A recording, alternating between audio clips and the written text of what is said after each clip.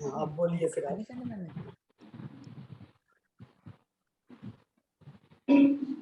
नमस्ते ध्यान पथ के सभी साथियों को।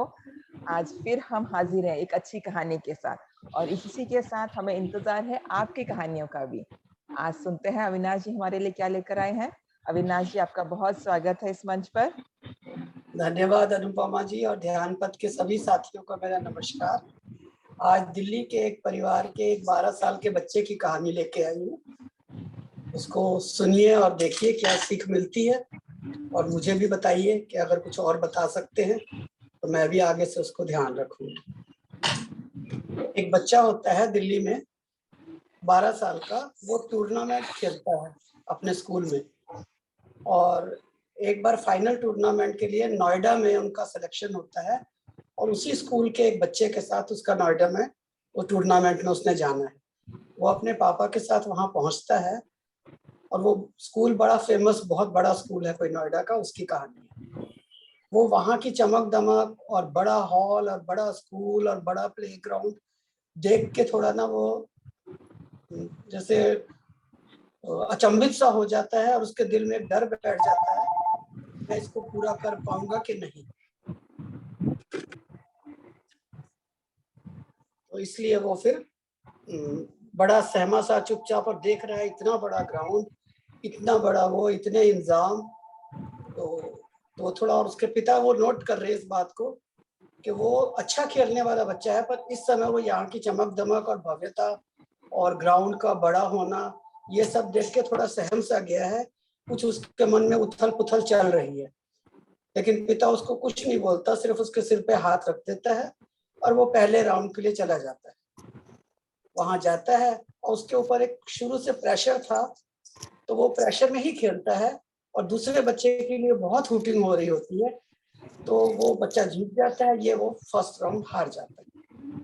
तो ये आके अपने पिता के पास बैठता है, और फ्रस्ट्रेशन और खीज, और धीरे धीरे उसकी आंखों से आंसू भी बहने लगते हैं। पिता देख रहा है कि वो प्रेशर में आया हुआ है, और कोई बात नहीं है। उसको 2 मिनट देखता रहता है, पानी का ग्लास देता है, वो पीता है, और रोता उसका बंद नहीं हो रहा होता। जब थोड़ा सा लगता है कि वो ठीक हुआ है, पिता उसकी पीठ पे हाथ फेरता है, उसके कंधे पे हाथ रखता है, कहता है क्या हुआ। 2 मिनट वो चुप रहता है, फिर पिता की आंखों में आंखें डाल के बोलता है, यहाँ की भव्यता और बड़ेपन से मैं थोड़ा नर्वस सा हो गया हूँ, थोड़ा डर गया हूँ। पिता एक सेकंड चुप रहता है, फिर उसके कंधे पे हाथ रख के कहता है, अरे हम तो भारतीय देसी बंदे हैं, हमारे तो राम हुए थे, जो रावण की नगरी में जाके उसके ग्राउंड में जाके उसको मात दे आए थे।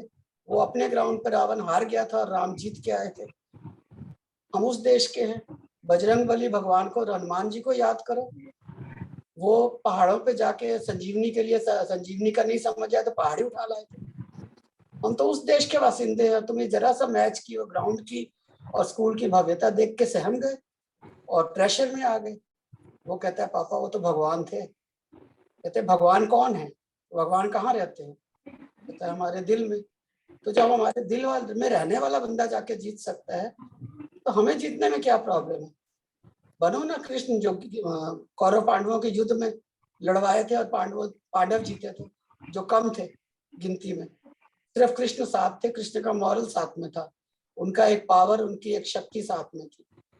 तो हम उस राम कृष्ण और हनुमान की धरती के बंदे हैं। तुम्हारे अंदर भी वो भक्ति, वो पावर, सब कुछ है। अभी 3 राउंड और होने थे। ये कहते कहते धीरे धीरे फिर उन्होंने मैच के बारे में डिस्कस किया। थोड़े उसको जो भी उनको पिता को टिप्स समझ में आ रहे थे, थोड़े बहुत उनको दिए, और वो बड़ा मतलब थोड़ा सा साहसी बन के, जैसे ऐसे लगा कि उसके अंदर जो है वो फिर जो है पावर जग गया है, विल पावर्स की सही हो गई। वो गया, उसने second round, third round, fourth round तीनों जीत गए। तीनों जीतने के बाद जब पिता के पास आया, पिता बोलता है क्यों राम जाग गए। कहता है हाँ, राम बलराम, राम हनुमान कृष्ण सभी जाग गए पापा। वो जो दहशत, वो डर था ना उस बड़ेपन का और उस मैच का कि बाहर आके खेल रहा हूँ, वो खत्म हो गया। तो मैं नहीं जीता क्योंकि मेरा डर जीत गया था, इसलिए मैं मैच जीत गया। मैच की काबिलियत जो मुझ में थी वो तो पहले बार भी थी, लेकिन मैं जीता, मेरा मन जीता, इसलिए मैं वो मैच जीत गया। पिता कहते हैं हाँ बिल्कुल ठीक है। ऐसे ही किसी भी चीज को जीतने के लिए, किसी के ऊपर भी हावी होने के लिए अपने अंदर की दृढ़ता, अपना आत्मविश्वास होना चाहिए। अगर हमारे अंदर आत्मविश्वास है, दृढ़ता है और उस भगवान पे फेथ है, वो हमारे साथ है, तो फिर हम क्यों नहीं जीतेंगे? हमें सिर्फ कर्म करना है, फल देने के लिए तो वो बैठा ही हुआ है, देगा ही देगा।